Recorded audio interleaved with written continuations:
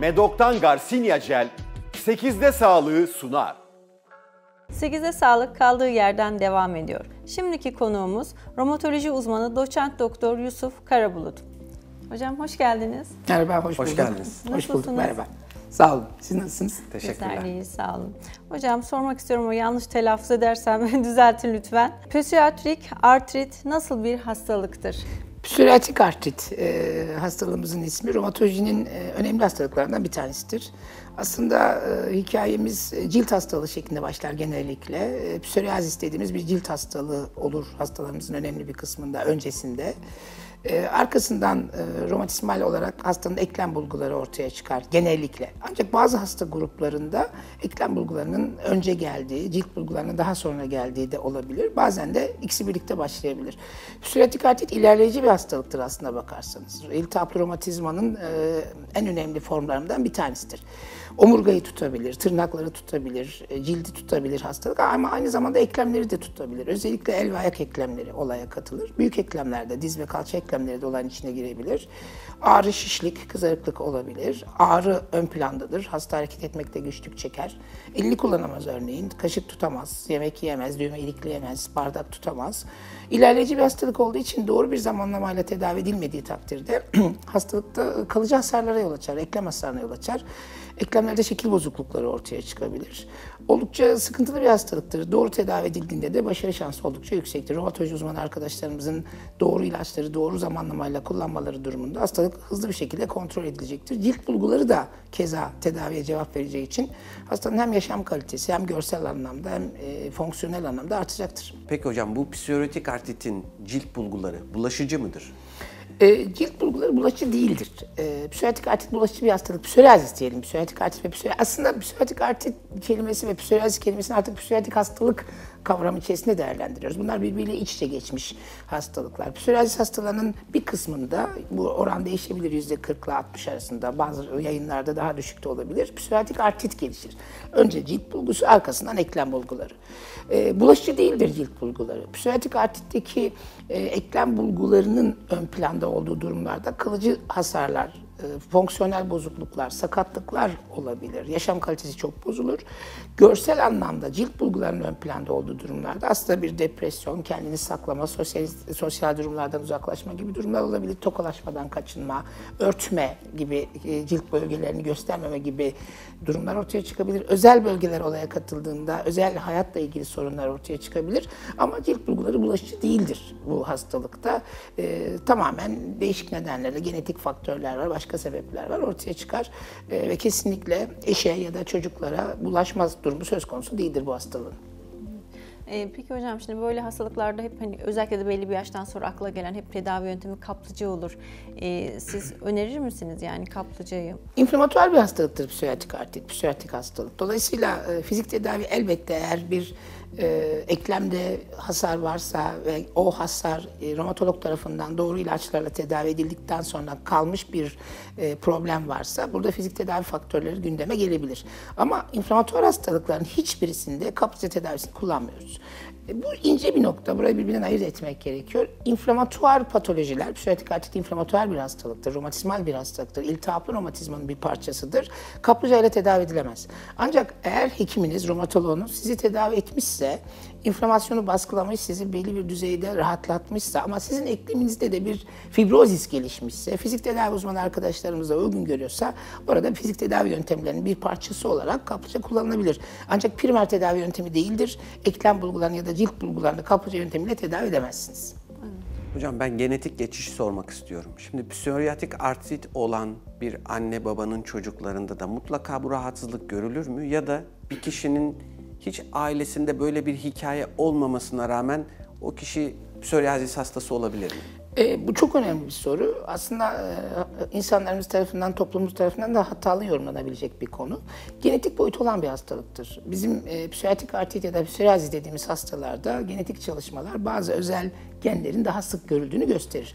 Ancak otozomal dominans göstermez. Yani sizde var ise çocuğunuz olacak diye bir kural yok. Birinci derece yakınlarınızda olabilir, ikinci derece yakınlarınızda olabilir. Ailenizin etrafında böyle bir problem vardır. İyi sorgulanırsa mutlaka amca, dayı, hala olabilir. Çocuğunuzda da olabilir. Ama bu olacak diye bir mecburi kural sonucu değildir. Bizim cilt bulguları olmayan, eklem bulguları olan hastalarda sine psoriasis dediğimiz, saklı psoriasis dediğimiz durumlar vardır. Bu hastalarda eklem bulguları ön plandadır, cilt bulgusu yoktur. Eğer bu hastaları sorgularsak, birinci ya da ikinci derece yakınlarında psoriasis öyküsünün olması bizim hastaya cilt bulgusu olmadan psoriatik artrit tanısı koymamıza neden olabilir. Yani genetik boyutu vardır, aile öyküsü vardır, mutlaka sorgulanmalıdır. Zaten romatologlar birinci ve ikinci derece yakınları sorgularlar bu hastalıkla uğraşırken. Evet. Peki hocam bu hastalığın kalp damar rahatsızlığıyla bir ilişkisi olabilir mi? Var mıdır yani? Bu çok güzel bir soru. Üzerinde çok da durulması gereken bir nokta. Biz buna komorbiditeler diyoruz. Yani primer hastalığa eşlik eden ikincil problemler. Örneğin hipertansiyon, örneğin diyabet, örneğin obezite, örneğin koroner arter hastalıkları, kalp hastalıkları psoriatik artrit hastalarında sıklıkla görülür. Komorbiditeler bizim için çok önemli. Yani eşlik eden diğer hastalıklar diyelim buna, tıbbi terim kullanmak istemezsek. Bizim için çok önemli çünkü hastalığı tedavi ederken eğer iyi bir tedavi edersek, iyi bir tedavi yaklaşımı sergilersek ki bu romatolog ve multidisipliner bir yaklaşım gerektirir. Cildiye uzmanı arkadaşlarımızın da bu olayın içinde olması gerekir. Cilt bulgularının ön planda olduğu hastalarda. Multidisipliner ilgili çok hekimin desteğinde yapılmış tedaviler komorbiditeler konusunda da yani koroner arter hastalığı, diyabet, hipertansiyon konusunda da başarıyı beraberinde getirir. Eğer siz hastayı doğru tedavi ediyorsanız, inflamasyonu baskılıyorsanız bir kalp hastalığı riskinde de azalmaya yol açacaksınızdır. Ancak kullanılan ilaçların doğru seçilmesi gerekir. Konunun uzmanı mutlaka bir romatolog tarafından yönetilmesi gerekir tedavinin. Çünkü kullanılacak bazı ilaçlar bazı riskleri de beraberinde getirebilecektir. Obezite bizim için temel sorunlardan bir tanesi. Psoriatik artrit hastalarının önemli bir kısmı obez. Onu da tedavi etmemiz gerekiyor. Diyabet ve hipertansiyon mutlaka beraberinde tedavi edilmesi gerekiyor. Romatoloji uzmanı bunları toparladığında, tedavi ettiğinde koroner arter hastalığına giden hızlı yolu da biraz yavaşlatmış oluyor. Orada da hastanın yaşam süresini ve yaşam kalitesini artırmış oluyoruz. Aslında bir taşla birkaç kuş vurmuş oluyoruz. Ama ince nokta, bunun altını çizmek gerekirse mutlak bir multidisipliner yaklaşım. Yani birden çok hekimin bir arada hareket etmesi ama bu ekibin eğer psoriatik artrit vakasından söz ediyorsak liderinin, driver'ının, şoförünün romatolog olması gerekir. Peki hocam, sedef hastalığı olarak da biliniyor bu. Evet. Yani sedef romatizması olarak da biliniyor. Bunun sedef romatizmasının diğer romatizmalardan farkı ne? Halkımız bunu sedef hastalığı veya sedef romatizması olarak biliniyor. Tıbbi terimi psoriatik hastalık son dönemde kullandığımız deyimle ya da psoriatik artrit ya da psoriasis. Bunlar birbirinden farklı şeyler değil aslında. Cilt bulgularının olduğu, eklem bulgularının olmadığı bir hastaya sadece sedef hastası diyoruz. Cilt bulgularına eklem bulguları da eşlik ediyorsa sedef romatizması diyoruz. Sedef romatizması ve sedef hastalığı iç içe geçmiştir genellikle. Tekrar söylemek gerekirse önce eklem bulguları sonra cilt bulguları gelebilir bir grup hastada ama çoğunlukla önce cilt bulguları arkasından eklem bulguları gelebilir. Cilt bulgularının çok geniş bir alanı kapsaması gerekmez romatizmanın olması için. Kulağınızın arkasında, göbeğinizin arkasında, dirseğinizde, tırnağınızdaki, dizinizdeki küçücük bir sedef lezyonu bile eğer varsa bizim için siz sedef romatizması, psoriatik artrit tanısı alabilirsiniz diğer bulgularınız destekliyorsa. İltihaplı romatizmadır. En önemli nokta bu. İlerleyici bir hastalıktır tedavi edilmediğinde. Mutlak eklem hasarıyla sonuçlanır tedavi edilmezse eğer. Sadece periferik eklem dediğimiz diz eklemlerini, el eklemlerini, ayak eklemlerini tutmaz. Omurgayı da tutabilir. Bizim sakroiliak eklem dediğimiz omurganın diğer bölgelerini etkileyebilir ve hastanın sabah saatlerinde ağrıyla uyanmasına, tutuk uyanmasına neden olabilir. Eğer aktif bir periferik artrit varsa dizi şişebilir, ayak bile şişebilir, el bile şişebilir. Tedavi edilmesi şekil bozukluklarına yol açabilir ve şekil bozuklukları eğer geç kalınırsa tedaviyle düzeltilemez şekil bozukluklarıdır, kalıcı hasarlardır. Sakatlık nedenidir eğer tedavi edilmezse psoriatik artrit. Dolayısıyla iltihaplı romatizmanın önemsenmesi gereken, tedavi edilmesi gereken, doğru tedavi edilmezse de maalesef eklem hasarı nedeniyle sakatlığa yol açan bir hastalıktır. Evet. Yani şimdi sedef romatizmasında hani bahsettiğiniz ama biraz daha detaylı sormak istiyorum. Şimdi sedef romatizmasında önce deri bulguları mı yoksa romatizmalar bulgular mı ortaya çıkıyor? Yani... Burada cilt bulgularının ön planda olduğu hasta oranı yüksektir. %60-70 hastamızda önce cilt bulguları ortaya çıkar. Cilt bulgularını takiben eklem bulguları oluşur. Bir grup hastada, %10-15 hastada cilt ve eklem bulguları birlikte ortaya çıkar. Çok küçük bir hasta grubumuzda ise %10 diyelim buna da, oranlar değişebilir. Önce eklem bulguları gelir, arkasından cilt bulguları gelir. Cilt bulgularının, tekrar söylüyorum, çok yaygın olması gerekmez. İnce nokta burası. Hastalarımızın dirseğinde, kulak arkasında, göğüs altında, kuyruk sokumunda küçücük bir iki leke vardır. Punktat psoriasis diyoruz biz buna. Farkında bile değildir. Hekim onu arar. Eğer orada psoriatik lezyonu görür ve tanımlarsa eklem bulgusuna biz o zaman psoriatik artrit diyebiliriz. Eğer cilt bulgusu yoksa ama diğer bulgular psoriatik artriti destekliyorsa aile öyküsünü alarak yine psoriatik artrit diyebiliriz.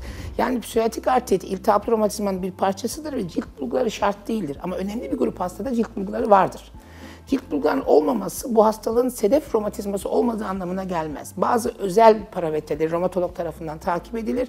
Aile öyküsü dikkate alınır. Cilt bulgularının olmasa bile biz bu hasta grubunda sizin sedef romatizmanız var diyebiliriz. Bu çok önemli çünkü tedavi değişir. Kullanacağımız ilaçlar değişir.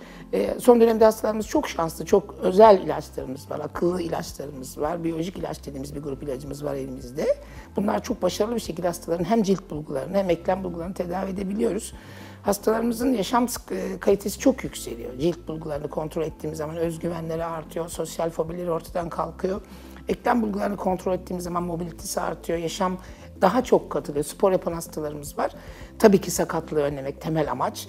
Eğer doğru tedavi edersek hastamızın uzun dönemdeki yaşam kalitesini korumanın yanında ortaya çıkabilecek muhtemel sakatlıkları da önlemiş oluyoruz. Burada hani küçücük bir bölge de olsa çok göz ardı etmemek gerekiyor. Hani burada izleyicilerimize de söylemek gerekiyor. Ciddi bir şeyin habercisi olabiliyor. Yani birazcık dikkate almak gerekiyor. Eğer sedefiniz varsa, psoriasis cilt lezyonunuz varsa mutlaka eklem bulgularınız yoksa bir cilt uzmanı arkadaşımız, cildi uzmanı arkadaşımız, dermatolog arkadaşımızın görmesinde fayda var. Ama eklem bulgularınız varsa o zaman da mutlaka bir romatoloğun görmesi gerekiyor. Çünkü tedavide sadece lokal tedavi faktörleri, yani diyelim kremlerle tedavi etmiyoruz eğer cilt bulgusu artı eklem bulgusu varsa hastayı. O zaman başka özel ilaçlar kullanma ihtiyacı ortaya çıkıyor. Kullanılan ilaçların takip edilmesi gerekiyor. Biraz önce sorduğunuz, konuştuk. Eşlik eden hastalıkların drive edilmesi, yönetilmesi gerekiyor.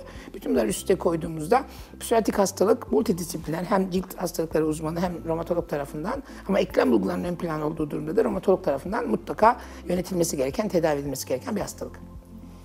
Peki hocam, bu hastalar özellikle hani bu cilt lezyonları da düşünüldüğünde dezenfektan kullanabilirler mi? Yani bu tip şeylere karşı bir hassasiyetleri var mı? Suistimal edilmeye açık bir konu. Yani cilt lezyonlarını dezenfektana tedavi etmeye kalkmak yanlış bir yaklaşımdır. Çünkü tedavici bir özelliği olmayacaktır. Cilt lezyonlarının olduğu durumda bulaşmasın, mikrop bulunmasın diye çok sık dezenfektan kullanmak da yanlış bir yaklaşımdır. Ancak pandemi döneminden geçtik. Tabii ki dezenfektanlar kullanılabilir. Abartmamak kaydıyla, tedavi edici bir amaçla kullanmamak kaydıyla, bulaşmasın başkalarına diye suistimal etmemek kaydıyla, ya da ailenin bir parçası, efendim senin cilt lezyonun var, önce eline dezenfektan sık, sonra benim yanıma gel, oturalım konuşalım, yemek yiyelim gibi bir durumu oluşturmaması kaydıyla sosyal koşulların gerektirdiği ölçüde kullanılabilir. Pandemi döneminin getirdiği koşulları biliyoruz. Hepimiz dezenfektan, el temizliği vesaire dikkat ettik. Bu anlamda kullanılmasında bir sakınca yok. Peki sonuçta bunu biz ömür boyu süren bir hastalık gibi düşünüyoruz. Dolayısıyla tedavinin de, yani sizin gözetiminizde ömür boyu devam etmesi gerekiyor belirli kontroller altında, değil mi hocam? Doğru, bu çok önemli bir nokta, ama bizim hastalıklarımızı tedavi ederken temel yaklaşımımız remisyon elde etmek. Remisyon ne demek? Hastalığın cilt bulgularını, eklem bulgularını, laboratuvar testlerinde ortaya çıkmış bozukluklarını kontrol altına alıp normalize etmek. Bunu tedavi ederken kullanacağımız ilaçların bir tıbbi sıralaması var. Bunu romatolog yönetiyor. İşte bazı ilaçları erken dönemde vermek zorundayız. Takip eden dönem sürecinde eğer hastalığı kontrol edemediysek daha üst ilaçları kullanmak zorundayız. Ve bu sürecin sonunda eğer remisyon ya da düşük hastalık aktivitesi elde etmişsek, yani hastalığı baskılamışsak, o zaman ilaç dozunu azaltma yönüne gidebiliyoruz ya da ilaç aralıklarını açma yönüne gidebiliyoruz. Böyle durumlarda hastanın doktor olan, hastaneyle olan ilişkisinin aralarını açabiliriz. Örneğin 3 ayda bir gel, 6 ayda bir gel, yılda bir gel gibi süreçler olabilir. Hastalığın şiddetine göre remisyon remisyon elde edilmiş ve uzunca bir süre hasta remisyonda kalmışsa çok tavsiye etmemekle birlikte bazı ilaçları kesebiliriz. Ama soru şuysa, bu hastalık ömür boyu mu sürüyor? Evet, ömür boyu sürüyor. Ömür boyu mutlaka bir romatologla temasınızın olması gerekebilir. Ama buradaki süreç yönetilebilir bir süreçtir. Oradaki aralıklar açılabilir. Hastalığın seyrine göre 6 ayda bir, yılda bir, 2 yılda bir kontroller olabilir. İlaçsız takipler olabilir. Ama tekrarlamaya meyilli, ilerleyici bir hastalık olduğu için mutlaka bir romatoloğun hayatınızın bir parçası haline gelmesi gerekiyor. Hocam çok teşekkür ediyoruz. Çok teşekkürler. güzel bir Ben sohbetti. teşekkür ederim. Ayağınıza sağlık. Ben teşekkür ederim. Büyük bir keyifti. Sağ olun. 8'de Sağlık'ta bugünkü konuğumuz romatoloji uzmanı doçent doktor Yusuf Karabulut'tu. Kendisine vermiş olduğu bilgilerden dolayı çok teşekkür ediyoruz. Çok keyifli bir sohbetti. 8'de Sağlık kaldığı yerden devam ediyor.